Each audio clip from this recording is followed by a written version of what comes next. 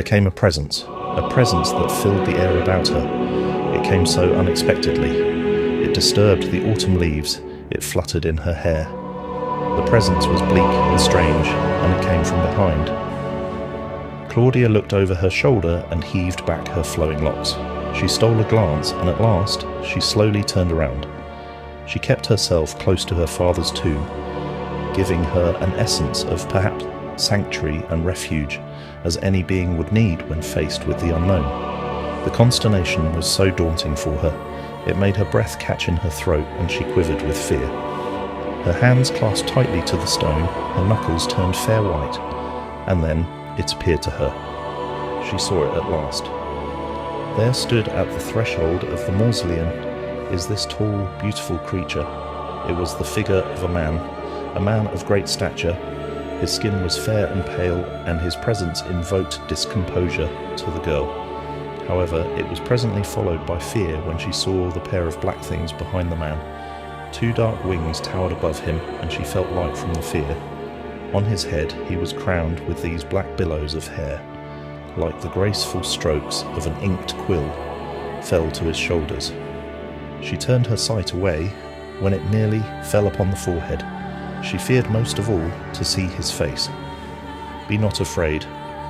The man's voice filled the sepulchre. It was so low and commanding, Claudia felt her feet grow soft and weak, abandoning her from its defence. She was only supporting herself with her father's tomb behind her, to which her grip tightened even more.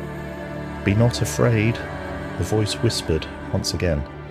Claudia was trembling as he approached her, but when his voice echoed around her again, her gaze fell upon the man's face, his eyes, and she knew then that he was no man. "Who are you?" Claudia faltered. He came closer and closer still. The two never looked away, not from each other's eyes. He only responded with a reverent and soft look in his eyes. She glanced at the big black wings, and her heart began to flutter rapidly. Could he be? She could see all of him now. However, he was still giving this mysterious bearing. Claudia felt like she was trying to read an open book, with letters and words she couldn't decipher. His demeanour was gentle and benign, his expression so meek. The angel's chest was bare to the light, and he was clothed so delicately by the waist. A black silken fabric girdled his pelvis, draped so carefully over his hips. The angel wore nothing more, and when Claudia's eye returned to his own, she found herself too late.